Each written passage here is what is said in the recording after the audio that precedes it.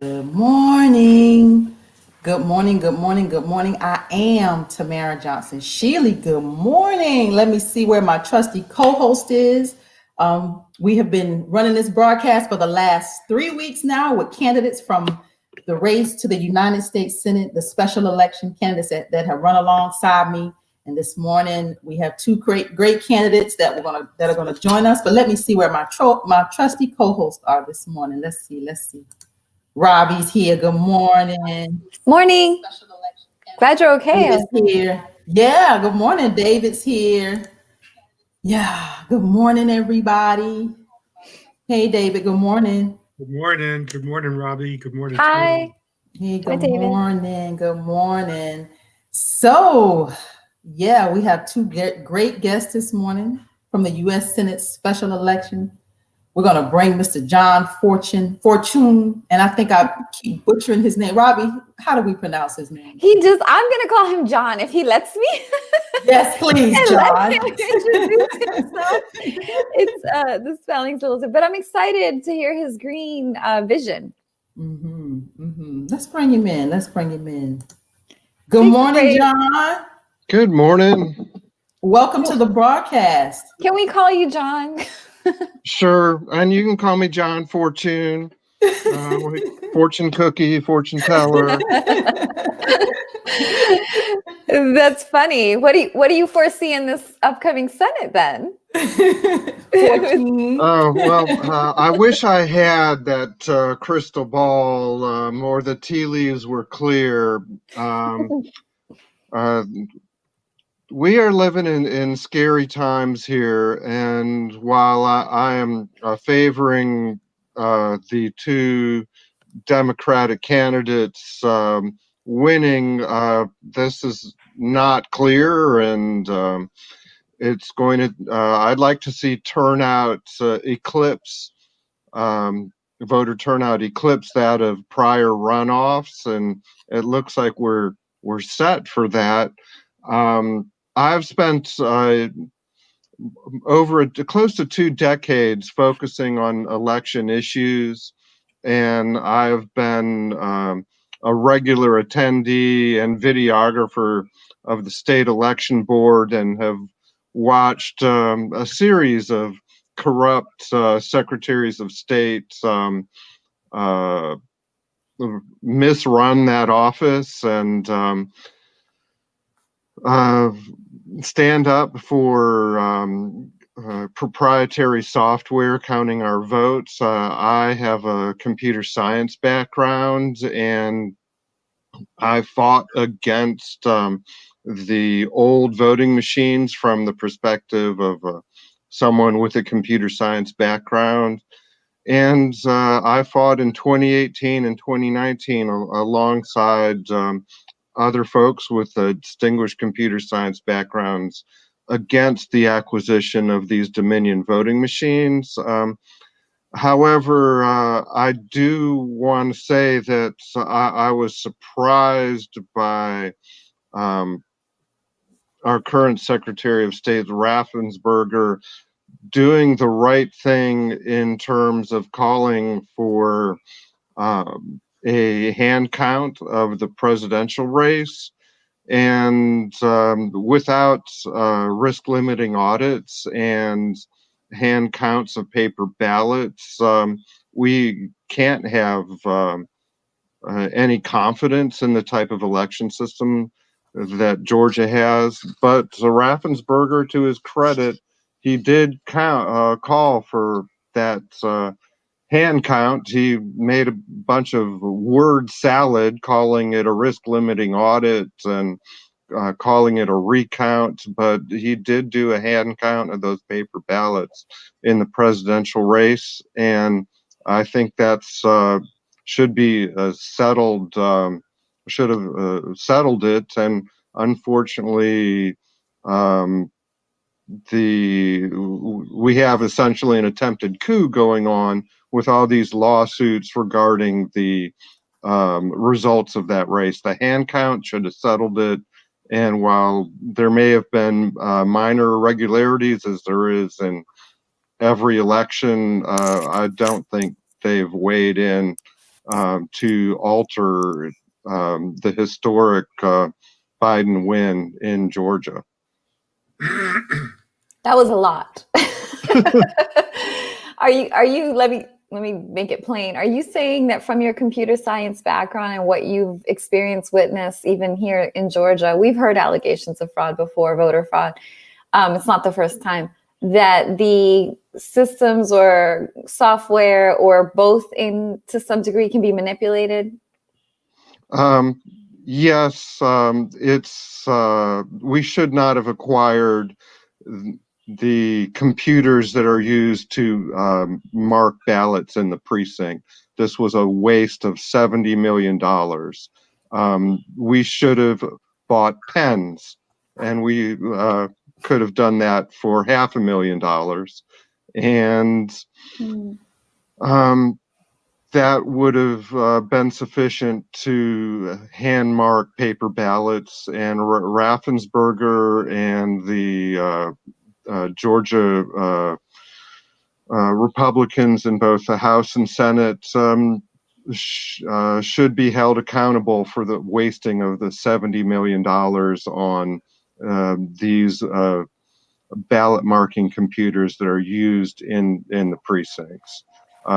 They, according to not only myself, but the dean of the computer science department at Georgia Tech, these can be manipulated, and I don't believe they were, at least in the case of the presidential race, since we had a hand recount of those ballots. Now, I want to give you a lot of props for blatantly answering that in a clear fashion and not, trying to be a wordsmith, because I've often suspected that our political industry, like really the rest of our industries, tend to have an illusion of an efficiency and a clean operation. And every industry that I've encountered, and which has been a few, I'm an adult, obviously I've had several careers, I've always seen this on what's supposed to happen on paper and what actually happens, in reality or in the field. And until we kind of recognize that, and what you just said will force people, especially given your background from data, from computer science, for people who don't know who you are, why don't you give a little overview of why you ran, what inspired you, and your top 3, what you were running for? And before he answers that, John, before you answer that, can you go back one step and just answer 2? When you talk about this recount, did they actually count the number of actual ballots, physical ballots, or did they actually go back and count specifically the number of votes each candidate actually received? Well, there is a difference in Georgia law between a recount and a hand count, and they counted all the ballots by hand in the presidential race.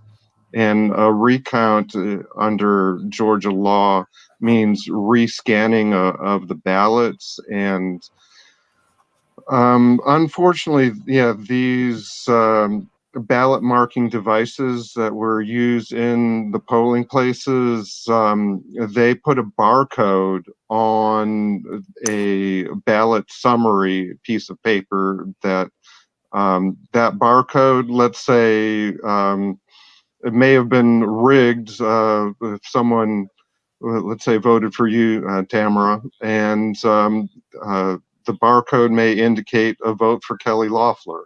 And that may have been how a particular ballot may have been read by the scanner in the precincts. And there's no place for barcodes and QR codes in a legitimate voting system. And Secretary Raffensperger and the Georgia Republican leadership should not have spent that $70 million on these ballot marking computers. And they probably could be reprogrammed to remove the QR code and have the optical scanners just read text.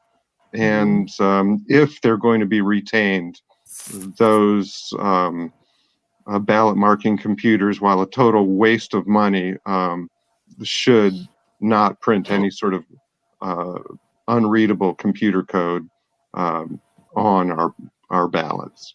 It's akin to the Scantron. You remember, is that what you want us to go back to? You, I remember like in 8th grade, we would just bubble in and it would go through the little Scantron, and that is how it, so is that what you want to see happen with the ballots? Yes, and actually the scanners that were acquired for use in each precinct are capable of, certainly capable of being reprogrammed for reading scanned inked in bubbles, and our absentee ballots that have been under attack by delusional people on the right, including our president, who let's remember that Georgia went to a no excuse absentee ballot system actually under Republican leadership. And this was one of the few decisions regarding elections that I do not criticize the Republican Party. No excuse absentee voting just benefits the people as a whole. And it was one of the few changes that I believe that party has made that's actually nonpartisan and doesn't impact negatively our voting system like so many essentially Jim Crow regulations that the Republican secretaries of state have been trying to push through. Yeah. Okay, now you can answer Robbie's question. If you remember what it was, just tell us who you are, John. Okay, I'm gonna lighten up. Tell us who you are. That's one thing about you on the campaign trail. I wanted to see you kind of lighten up a little bit. You were so serious. You know, I think sometimes people want to see a little more personality. So lighten up with us. We're friends. Okay, so you're amongst friends. Yeah, I've been running on a Green Party platform, on a progressive platform. I've been running against America's rigged systems, running against our rigged healthcare system, running against an economy rigged for the 1%, and running for universal basic income, UBI to save our economy for the people and not the 1%. And the Green Party has been focused on saving humanity by putting in a Green New Deal. And I've been lucky enough that I've had the money to be able to spend on solar panels for the roof of my house. And I'm proud of that, but what's crazy is that our government hasn't made that an option for everyone's house. That's what we need, and we need to shift to a green economy and get off of fossil fuels and get rid of these enormous subsidies for the fossil fuel companies. We need to change our justice system, our rigged justice system that's really an injustice system, you know, a system that criminalizes Black lives, people of color, and poverty. And I'm running to ensure my multiracial family can enjoy life, liberty, and the pursuit of happiness. I'm running for social justice, nonviolence, grassroots democracy, and ecological wisdom, the 4 pillars of the Green Party. And I'm sorry. I could go on. I could. I mean, it's refreshing personally for me because I'm an independent. Why didn't you run into Republican or Democrat? What's your direct contradictions with both of the two establishment parties? Well, I don't want to criticize people for running within the Democratic Party, but the Democratic Party has been selling out progressives since FDR, maybe with the exception of the Jimmy Carter era in national politics. And certainly Bill Clinton's reign during that time, all sorts of regressive policies were passed, and the Democratic Party, like the Republican Party, the Democratic Party doesn't favor small d democracy, and the Republican Party doesn't stand for representative government, and the Green Party stands for both small d democracy and representative government. And we see in Joe Biden's picks for his cabinet that he hasn't picked any progressives, maybe with the exception of Marcia Fudge at this point. And they're really the National Party wants to subvert small d democracy and subvert the progressive agenda, and the appointments of, or the proposal of having Neera Tanden in as a member of the cabinet shows that the contempt for the progressive agenda that the Democratic Party has shown again and again. And actually, when you look at the records in a lawsuit against the DNC by donors to the DNC, the Democratic Party in a Broward County, Florida case has gone on the record as saying that the Democratic Party is allowed to pick the nominee in a smoke-filled back room, and thus they had no business, the litigants had no business trying to ask for their money back and claiming fraud in the subversion of the Bernie Sanders candidacy. That these folks didn't want to see the DNC put their thumb on the scales in 2016, and the evidence that came out during the hack of Hillary Clinton's servers showed that they not only put their thumb on the scale, they leaned in with their elbow in subverting Sanders' candidacy, and the same thing happened to progressives at the national level in 2020, though the full evidence hasn't come forth like it did in 2016. So if the DNC was actually permitted progressives to advance on their own merits, I would support more DNC policies. But as long as they're subverting democracy and subverting candidates like Sanders and Andrew Yang and Elizabeth Warren, I don't see the need to stand in solidarity with those subversives.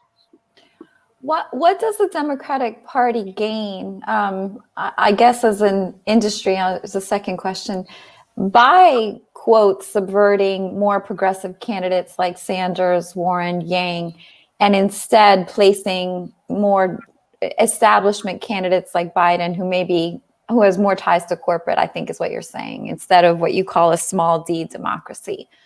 Why would the Democrats operate in that way? I think we can use the same answer we've heard again and again: follow the money. Mm-hmm. And when you look at the kind of money that's coming into DNC coffers from the pharmaceutical industry and the telecom industry, and that's really your answer right there. And they're the two parties, the the industry seemed to break out to favor one party or another, but the Democrats don't have the support of big oil for the most part, but then again, a proposed cabinet pick from Louisiana for Biden is a person who's taken a lot of oil company money. And with that sort of, if you follow the money, you see what sort of policies are moving forward. And my concern is that honestly, with the melting of the polar ice caps, especially the Arctic ice cap, at some point near soon, there will be no ice, and scientists up there have expressed grave concerns that the albedo, or the reflective nature of the polar ice cap, will drastically change the Arctic, and we could end up with Saharan type temperatures here in Georgia, and a radical shift of the entire global climatic system, thus creating the possibility of widespread famine and more refugees from people escaping famine from other heavily impacted regions. I'm gonna jump in right here, and we're gonna do what we call a lightning round. We've actually done this with every candidate that's come on the broadcast. So here we go, and then I'm gonna give David the last question because we have our next candidate in the lobby. So I'm gonna say the name of the candidate, and you give me one word or a couple words to describe the candidate. Okay? You ready? All right. All right. Ed Tarver. I didn't follow Mr. Tarver. Raphael Warnock. I appreciate him coming out from the Black church and the Black community. I know he's respected. And Supposed to give us one or two words. Okay. Not complete sentences. It's like a lightning round. You remember we had those. I hated them. Trust me. I'm with you. So just give me like one word or two words just to kind of throwing them at you. Richard Dean Winfield. I respect his progressive platform. Brian Slowinski. Brian Slowinski. He's fair. Al Bartel. Talks a lot without saying anything. Alan Buckley. Libertarian all the way. Michael Todd Green. Didn't follow him. Valencia Stovall. I have respect for her. Rod Mack. Didn't follow. Doug Collins. I do not respect Mr. Collins. Eric Grayson. That's an answer right there. You don't have to say anything more. Annette Davis Jackson. A threat to our planet. Wayne Johnson. Didn't follow. Kelly Loeffler. A total threat to our planet. Candace Taylor. Unfit for office. Deborah Jackson. Didn't follow. Jamesia James. I respect her. Tamara Johnson Shealy. I respect you. Matt Lieberman. Honestly, I really respect you, Tamara. Lieberman, Thank you. weak on the issues. Joy Felicia Slade. Didn't follow. That's our lightning round. Okay. I'm gonna give David the last question. David, we have about 2 minutes Well, John? there's not much. I mean, in 2 minutes, I'm not sure what you expect. I think that one of the things that we have to answer as European American progressives is how it is that 74 million, European Americans voted for Trump. And to me, it seems like the entire European American white progressive left has been walking into a cul-de-sac, into a corner, a dead end for decades now. And there's an interesting video that I saw from Steve Phillips, who is kind of a centrist African American Democratic Party up and coming leader, who says that in the presidential election, particularly in these contested states, that the moderate Democratic position, that the wild-eyed radical position, Abigail Spanberger, from Virginia, who won re-election, and a number of others who didn't, that it's because of these radical ideas that are being introduced into the party that caused the backlash. Well, to some extent, what he's saying is that Democratic turnout in all of these places went up by 20%. It's just that Republican turnout went up more. So how is it that the Republicans are able to mobilize that many people? And how is it that there's a mass base for climate denial? We all talk about the fossil fuel industry without a discussion of where is the support coming from this. And I would point once again, although the voters, David, let him answer the question. You're taking him around the block. Let him answer. You just spent 28 minutes, and I'm trying to set this up so that it focuses on the question of how we win white working people to these progressive causes when they are told and are convinced that their interests are opposed to those progressive causes, even though we see very plainly that they're not. How is it that we can't break through? I really think it's about the money, unfortunately, and we have extremely corrupt media that accepts all these ads, feel-good ads from fossil fuel companies who are engaged in genocide. Have you seen fossil fuel company ads in the election? I don't.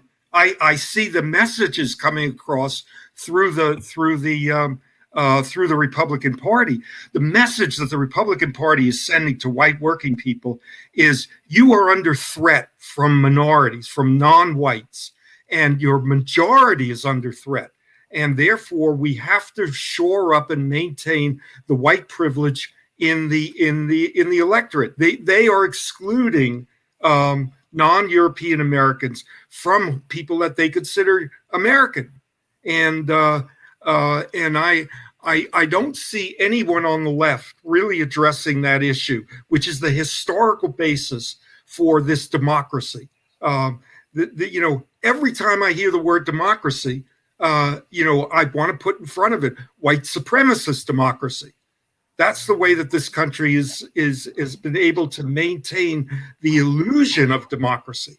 And unless we can break through to, really on a granular level, the way that many of these voter mobilization movements have been doing in Georgia by mostly African American women, to European American working class, poor. There's no plan, there's no program, there's no mobilization effort that's going into that. And every time you talk to people about it, you get fusion politics. Oh, well, they'll come along because it's in their interests, but they don't. So John, give us the last 30 seconds. yeah. Sum it up, John. As best you can. We're gonna have to have you back. Okay. Well, I've actually studied white supremacist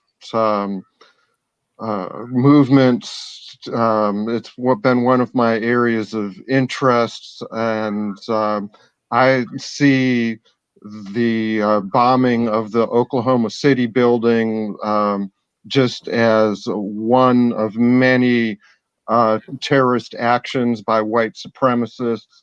And unfortunately, the Koch brothers supported a white supremacist organization that in the 90s at University of Virginia that then ended up creating sort of a power boost for Republican white supremacist thought, and the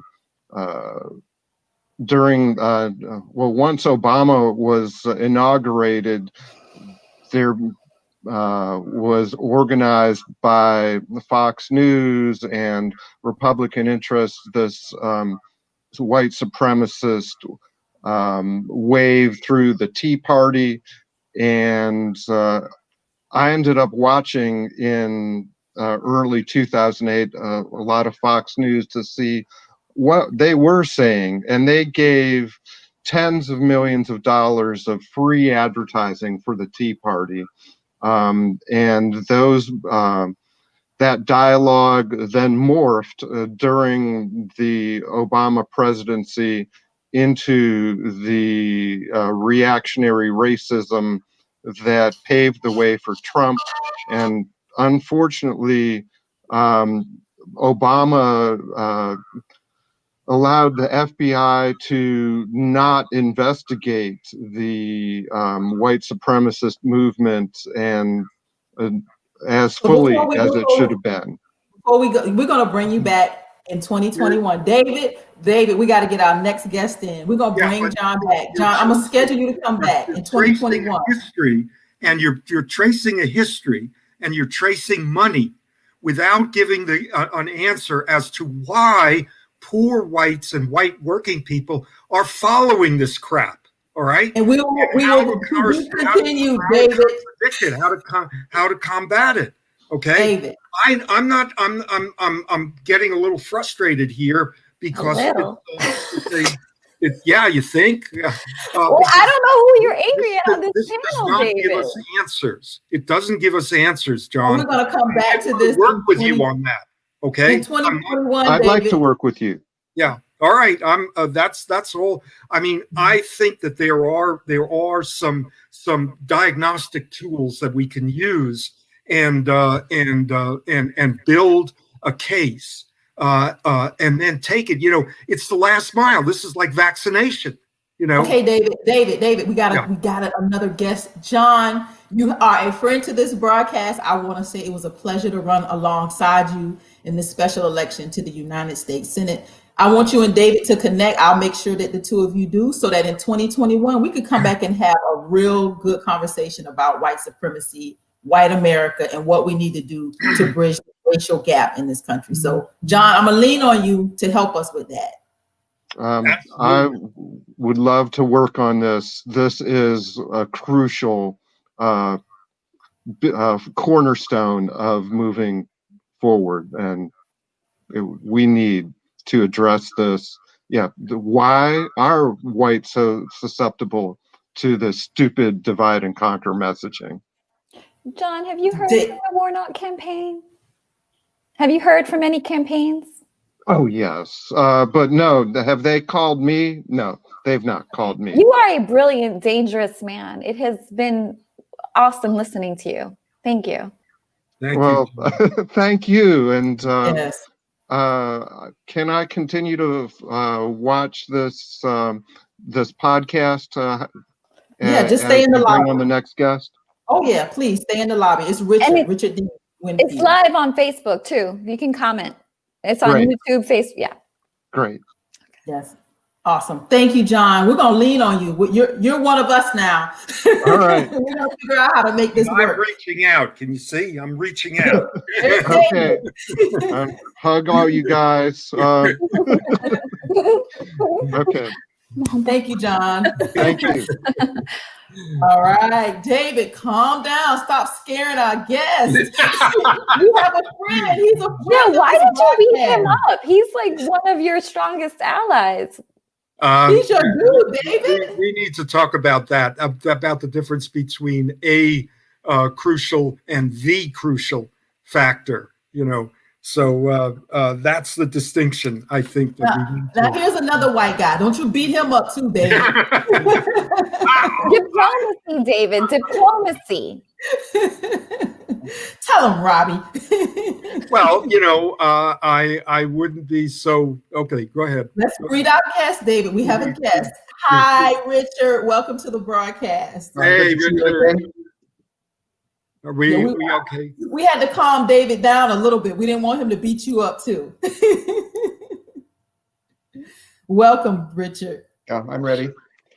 I'm ready to counter. I think I'll have the answers you're looking for. Well, you Give want me to a dive chance to explain them. in? Look, go ahead, Rich. Go ahead, Richard and David. Robbie and I are gonna sit back and listen. Go ahead. Well, at least Yeah. tell people, Okay. introduce yourself. You know, tell people if you're a party affiliate and you know what you ran on. So for those people who may not know you. Well, I've run twice as a candidate for federal office as a Democrat. In 2018, I ran for the U.S. House of Representatives in the 10th district, which is a supermajority Republican design district. I've, by the way, been teaching since '82 philosophy at the University of Georgia. And I ran on a bold platform advocating the social rights that have been completely ignored by our nation since its founding. And I was the one candidate, actually the first candidate, as the Nation magazine indicated, who came out for a federal job guarantee to wipe out unemployment and poverty income.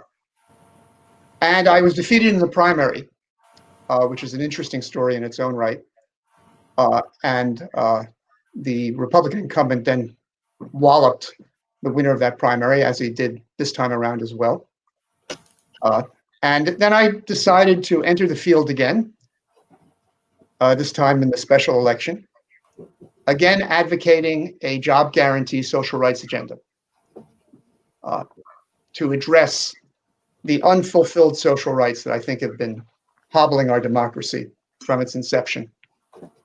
And our failure to deal with them is, frankly, I think, the ultimate reason why the Democratic Party in particular has failed to get the support of large numbers of not just working class people, but people in general, because it is regarded by many as an elitist party that's only concerned with identity politics and basically failing to deal with the problems of real economic insecurity that are afflicting more and more people. And, I did pathetically in this race, like all of those candidates who did not have millions of dollars backing us. I frankly, I think remained unknown to the vast majority of the voting public. Not only because of the fundamental corruption of our political system, which allows money to inundate political campaigning and become, in a sense, a requirement to gain wide access to voters in particularly a federal election. But this was compounded also by the continuing betrayal of our press to fulfill its democratic duty to report on all of the candidates and let the populace know what their voting options really are. And the press did not do that. They offered absolutely no coverage of myself or any of the other candidates who were not the darlings of the establishment and bankrolled by tens of millions of dollars.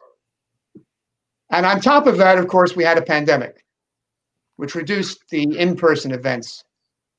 And then also we had a field of 21 candidates, and it was hard not to be lost in the crowd. All of these things made it extremely difficult to break through and counter the degradation of oligarchy that I think ravages our political system. But I think, we do have to take seriously, as you are pointing out, why the blue wave crashed, why it did not materialize.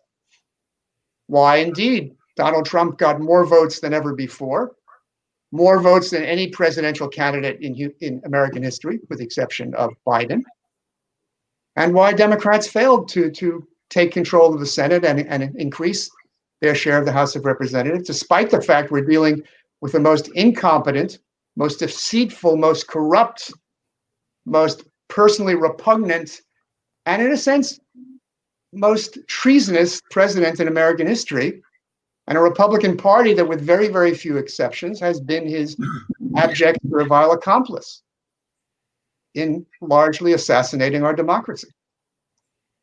And I think if you look at it, I think you have to recognize the failings, both in messaging and platform, of the Democratic establishment candidates.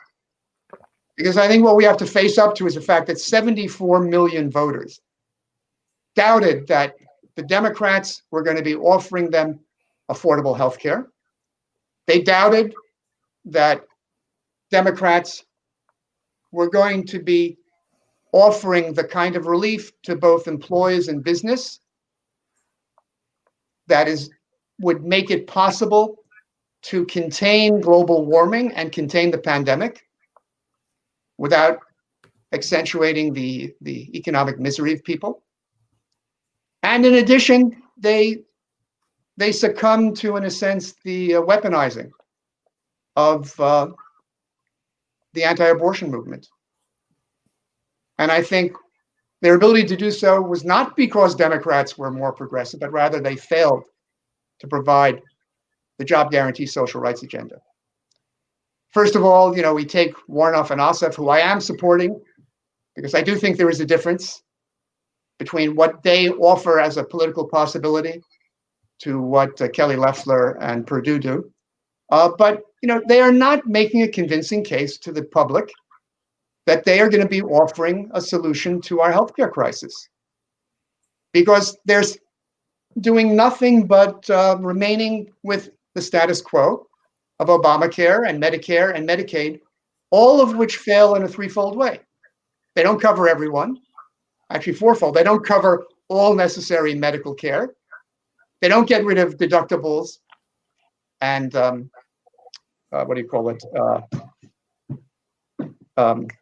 co-pays, and they do nothing to really cut our healthcare costs in half and put them in line with the rest of the world. And I have to say that the only candidates in our race on the Democratic side who supported what I think is one of the real solutions was Tamara and myself, who supported Medicare for all. And by Medicare for all, not extending Medicare as it exists, because Medicare, besides not applying to everyone, doesn't cover everything, doesn't cover dental care, long-term care. It has co-pays and deductibles, which make it impossible to be made use of by many people. And it doesn't efficiently put us in a position to negotiate in strength with all healthcare providers and pharmaceutical companies. But in any event, our Democratic candidates are not putting forward a convincing answer to our healthcare needs. And it's kind of astonishing that Warnock can do something that I remember one of my opponents when I ran for Congress in 2018 did. She, like Warnock, when she spoke about healthcare, the only thing she talked about was expanding Medicaid coverage, which is kind of idiotic for someone running for federal office, because that's a matter for the governor and the state legislature to address. We on the national level have to deal with the actual solutions. And Medicaid itself is not good enough. It has copays and deductibles, and tens of thousands of poor people can't afford to use their Medicaid because they can't pay those fees. Okay, so secondly, in terms of what they're offering in terms of any kind of COVID relief, they are not guaranteeing employment at a fair wage and replacement income to anyone who might be suffering because of restrictions we need to impose upon our economic relations to be safe. Neither of these candidates are doing it.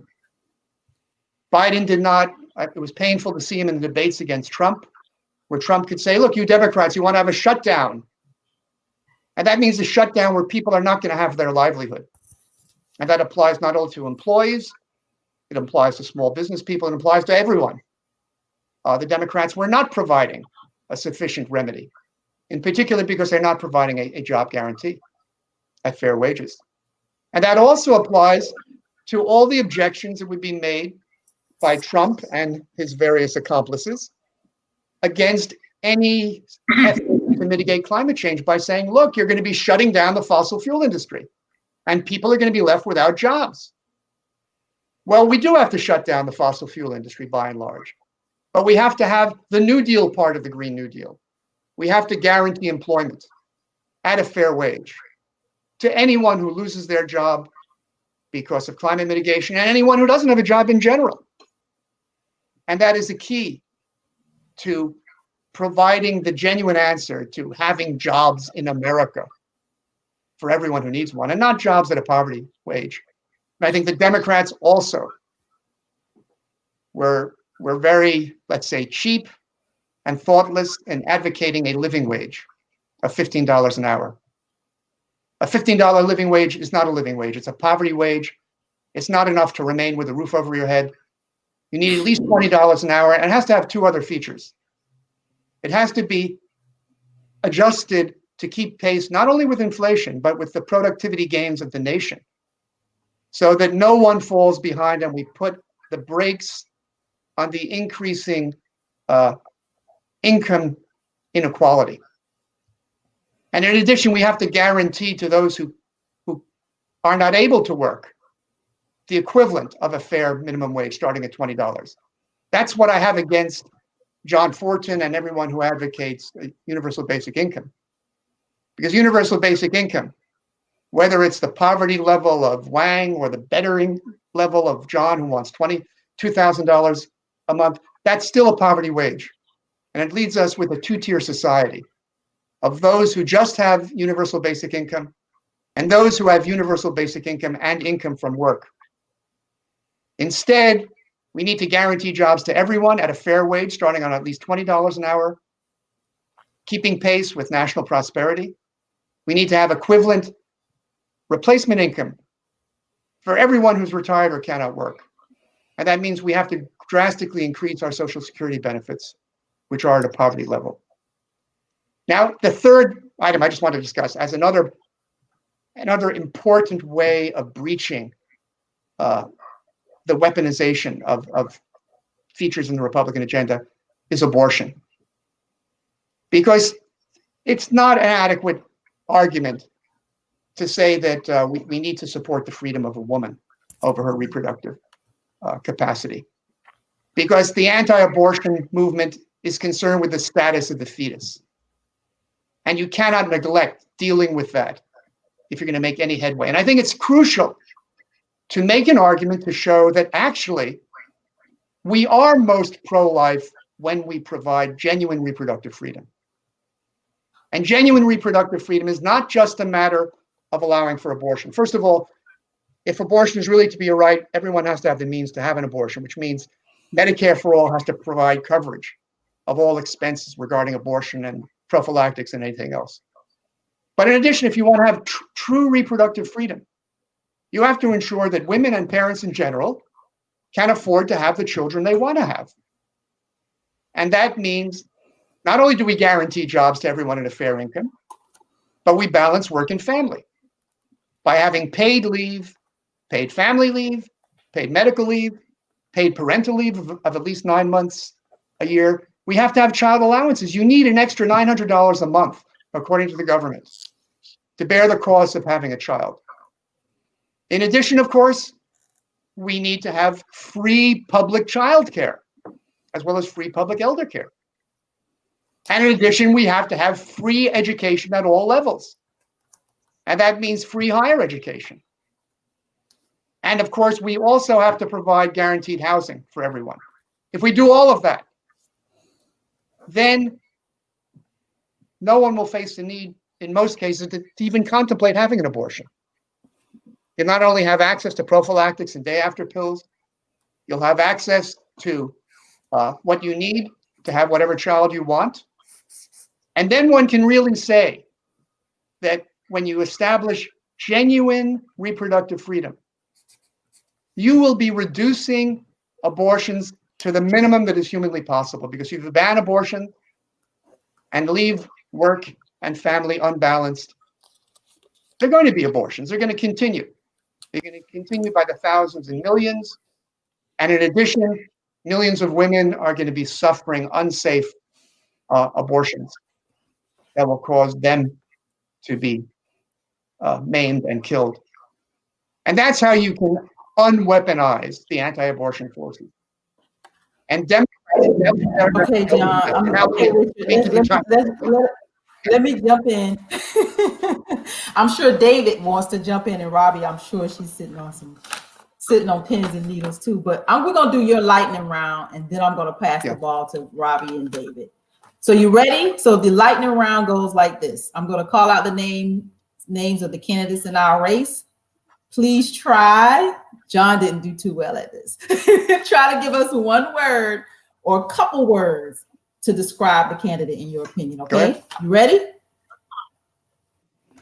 Trump Doug Collins. Apologist. Derek Grayson. Anti-establishment, but dogged Republican. Annette Davis Jackson. Conspiracy theorist enthusiast. Wayne Johnson. Moderate Republican. Kelly Loeffler. Poster oligarch. Candace Taylor. Candace Taylor. Well, again, a kind of anti-establishment, but hardcore Republican. Deborah Jackson. Or Deborah Jackson. Deborah Jackson. Yes. A fairly progressive Democrat, but not progressive enough. Jamesia James. Never saw her, never could find anything out about her. Tamara Johnson-Shealy. One of the more progressive candidates. Matt Lieberman. Establishment Democrat with little to offer. Joy Felicia Slade. Never encountered her or found out anything about her. Ed Tarver. Talked too much about his record, little about policy. Raphael Warnock. Establishment Democrat who should do better. Should be. Brian. Yeah. I mean, who should be standing up for more given his position in the Ebenezer Baptist Brian Church. Slowinski. Kind of hardcore libertarian. Al Bartel. Hard to pin him down as to what he was really offering. Alan Buckley. A deficit hawk fixated on that problem. Michael Todd Green. Never really encountered him. Valencia Stovall. Rarely came across her, and kind of moderate Democrat, even though she ran as an independent. John Fortuin. I liked what he stood for, but I think he's mistaken in running as a third-party candidate. Rod Mack. Never encountered him. Don't know anything about him. Okay. Where you and I differed was on reparations. That's where you and I kind of kept going toe-to-toe, Richard. Well, I think the difference is, I'm not against reparations for victims. I don't think descendants deserve reparations. And I also think reparations cannot remove the racial wealth and income gap, that it's the social rights agenda, job guarantee agenda that does that, and does it in a permanent way, not a one-time payment. I'm going to bring you back. Discussion. I know we only have about a few minutes left in this broadcast. I'm going to bring you back, and we're going to talk about reparations specifically in the new year, okay? Fine. David? Yeah, I have the same, hot under the collar position. I love what Richard is saying. If I may call you Richard, Sure.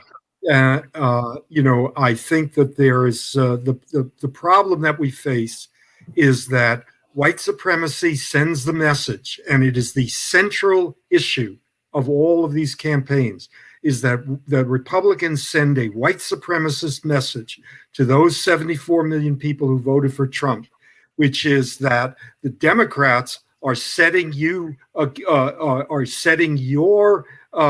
interests against those of people of color. And if you stick with the Republicans, we will protect your interests as white people. That's the underlying message. I want to know how we're going to break through to those European American workers.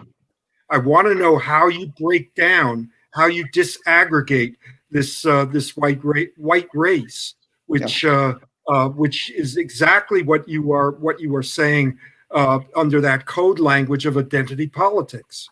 So, I mean, I think the key is that all the programs that deserve to be pushed for are going to be programs that concern ourselves with fulfilling rights, and rights apply to everyone. Rights don't have means tests. The right to a job applies to everyone. But when you fulfill rights to a job, rights to and worker democracy on the job, rights to union organization, rights to decent housing, rights to healthcare, education at all levels, etc. Those who benefit most by the fulfillment of those rights are those who've been most oppressed historically. Yeah, well, but by advancing them as rights, they benefit everyone without exception. Yeah. And that everyone position, Richard, that everyone position doesn't wash. It hasn't washed since the Great Depression. And I don't want to get back into the Great Depression, and what happened with the New Deal. But the point is that white working people have been set up so that they see what you call rights as being an infringement on their rights as part of the white race. So the point is that the rights, the rights that concern. I mean, we've had a very atrophied notion of rights. No, we because don't. We haven't recognized the right to a job at a fair wage, even though FDR called for it in '44. It never was implemented. Yeah, not only was it never implemented, he's the one who undermined it, along with the Dixiecrats who ran the Congress. He worked hand in glove with them. So, in '44, he put forward this agenda. He died before it could be implemented. It was never implemented subsequently. 1932 to 1944. Come on, I'm talking about after that. He came out with a new called for a new Bill of Rights. Yeah, that was then taken up again by Martin Luther King in the Poor People's Campaign, and then after King's assassination by Coretta Scott King in the but it did not win over working class whites. Well, it was not implemented. It was not implemented. Is a fundamental question as to why actually win over these people. Yeah. Believe it or not, there have been recent polls, that show that 61% of Georgians support a federal job guarantee if it's explained to them what it is. Yeah. This has not been part of the political discourse. Yeah. So the white working class has not had a chance to confront it. And the union movement has not taken it up.